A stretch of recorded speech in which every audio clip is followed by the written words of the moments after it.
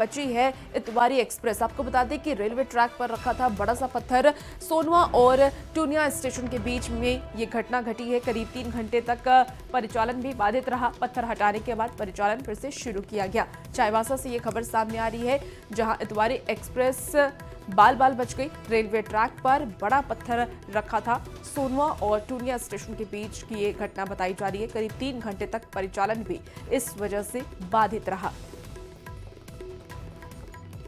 और ज्यादा जानकारी के साथ न्यूज़ 18 संवाददाता रुपेश इस वक्त हमारे साथ सीधे फोन लाइन पर जुड़ गए हैं। रुपेश, क्या जानकारी मिली आरपीएफ की तरफ से? किसने ये पत्थर रखा था? क्या कोई फुटेज सामने आया है?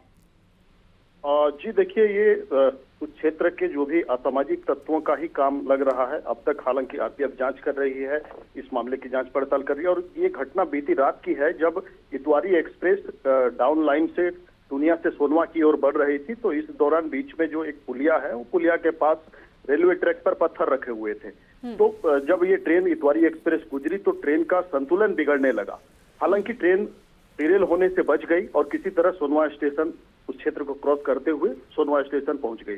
सोनवा स्टेशन पहुंचने के बाद इतवारी एक्सप्रेस के चालक ने स्टेशन मास्टर को रिपोर्ट किया और उसके बाद सुरक्षा के दृष्टिकोण से उस रूट पर ट्रेनों का परिचालन तत्काल रोक दिया गया। उसके बाद रेलकर्मी और आरपीएफ द्वारा जब जाकर मौके पर जांच किया गया उस घटना स्थल का, तो इस यहाँ पर जो 3 रेलवे ट्रैक हैं, तीनों रेलवे ट्रैक पर पत्थर रखे हुए थे। और इसी दौरान कामाख्या एक्सप्रेस भी अब रेल लाइन से चक्रधरपुर से सोनवा की ओर बढ़ रही थी।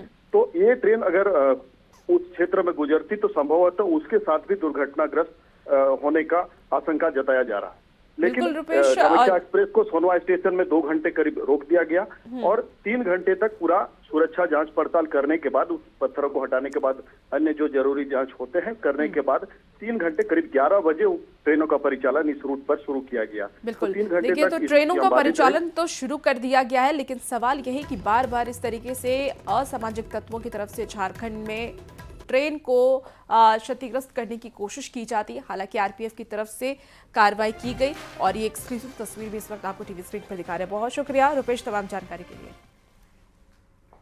और अब खबर देखिए जमशेदपुर से है, जहां मानगो पुलिस से एक ऑटो ड्राइवर ने पुल से कूद करके खुदकुशी करने की कोशिश की, लेकिन पुल से स्वर्णरेखा नदी में छलांग लगाने के बाद उसका शर्ट जाल में फंस गया। तस्वीरें भी आपको दिखा रहे हैं, देखिए, जिसके कारण नदी में गिरने की जगह वो पुल से झूल गया। आसपास के लोगों ने तत्काल प्रभाव से ऑटो ड्राइवर को पकड़ लिया और उसे बाहर निकाला।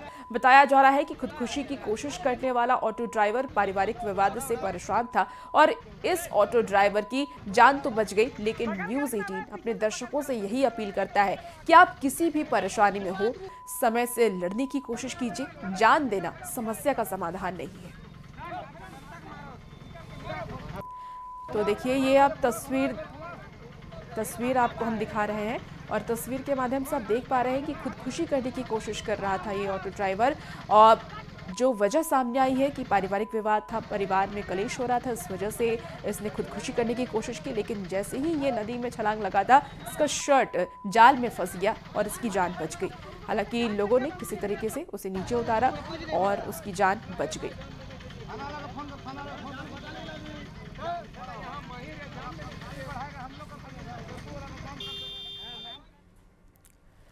और इसी बीच देखिए बड़ी खबर सामने आ रही है बिहार से, जहां 6 नेताओं की सुरक्षा में बड़ा बदलाव किया गया है। विधानसभा चुनाव से पहले ये बदलाव किया गया। बिहार सरकार ने सुरक्षा बढ़ाई है। सम्राट चौधरी को Z+ की सुरक्षा दी गई है। तेजस्वी यादव को Z श्रेणी की सुरक्षा दी गई है। पप्पू यादव को भी Y+ की सुरक्षा दी गई है। जेडीयू एमएलसी नीरज कुमार को भी अब उनकी भी जो सुरक्षा है वो बढ़ा दी गई। आपको बता दें कि ज्ञानेंद्र सिंह ज्ञानू की सुरक्षा बढ़ी है। बीजेपी सांसद प्रदीप कुमार की भी सुरक्षा बढ़ाई गई। अररिया से बीजेपी सांसद है प्रदीप कुमार, उनकी भी सुरक्षा बढ़ाई गई है। तो पटना से आपको ये बड़ी खबर बता रहे हैं, जहां बड़े नेताओं की सुरक्षा बढ़ा दी गई है। ज्यादा जानकारी के साथ न्यूज़ 18 संवाददाता शैलेंद्र इस वक्त हमारे साथ फोन लाइन पर जुड़ गए हैं। शैलेंद्र, बड़े नेताओं की सुरक्षा बढ़ाई गई है, 6 नेताओं की सुरक्षा बढ़ाई गई है, और क्या कुछ जानकारी है? बिल्कुल, देखिए, बिहार विधानसभा चुनाव के पहले कहीं न कहीं जो बिहार के जो बड़े नेता हैं उनके सुरक्षा में बदलाव हुआ है।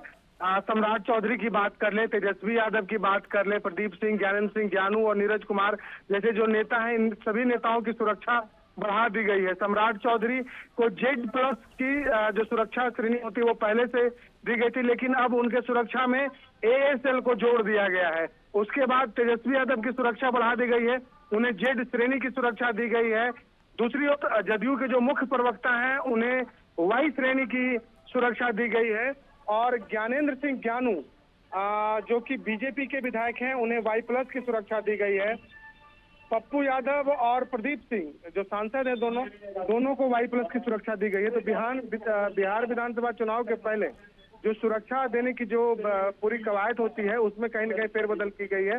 शैलेंद्र, इन 6 बड़े नेताओं की सुरक्षा बढ़ाई गई है, चुनाव से पहले ये सुरक्षा बढ़ाई गई है, क्या वजह माना जाए इनकी सुरक्षा बढ़ाने के पीछे? देखिए, सुरक्षा बढ़ाने के पीछे का जो सबसे बड़ा कारण होता है, जो सुरक्षा समन्वय समिति की जो बैठक होती है, उस बैठक में यह देखा जाता है कि किस व्यक्ति को, किस नेता को कौन सी सुरक्षा दी जानी चाहिए।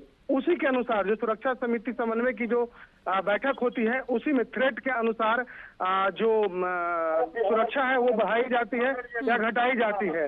और इसी को देखते हुए ये सुरक्षा जो है सब लोगों की बढ़ाई गई है और सुरक्षा समिति समन्वय की बैठक में निर्णय लिया गया और जो रिपोर्ट आती है उस रिपोर्ट के आधार पर ये सुरक्षा तमाम नेताओं के बढ़ाए गए हैं। सम्राट चौधरी हो, तेजस्वी यादव की, यदि हम बात करें नेता प्रतिपक्ष की, तो उनकी भी सुरक्षा जो है वो बढ़ाई गई है। अब उन्हें Z श्रेणी की सुरक्षा दी जाएगी। शैलेंद्र, जेडीयू एमएलसी बदलाव है। बिल्कुल शैलेंद्र, जेडीयू एमएलसी नीरज कुमार को कौन सी श्रेणी की सुरक्षा दी गई है?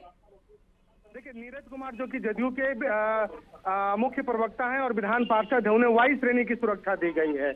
उनके पास पहले सामान्य जो विधान पार्षद को सुरक्षा दी जाती थी वो सुरक्षा थी, लेकिन अब उन्हें Y श्रेणी की सुरक्षा दी गई है। ज्ञानेंद्र सिंह ज्ञानू जो कि बीजेपी के विधायक हैं उन्हें Y+ की सुरक्षा दी गई है और पप्पू यादव और प्रदीप सिंह की सुरक्षा भी बढ़ा दी गई है। तो कुल मिला के कहा जा सकता है कि सुरक्षा को लेकर के बिहार के कई जो चेहरे हैं, बड़े चेहरे हैं, उनकी सुरक्षा में फेरबदल की गई है। जी, और प्रदीप कुमार को कौन से श्रेणी की सुरक्षा दी गई है जो बीजेपी सांसद हैं?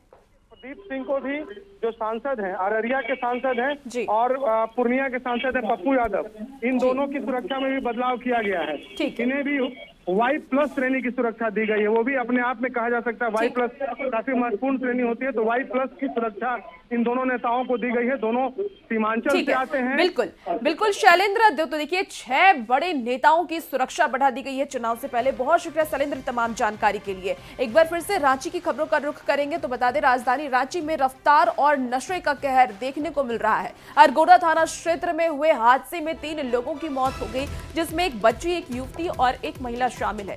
हादसे के बाद आक्रोशित लोगों ने सड़क जाम कर दिया।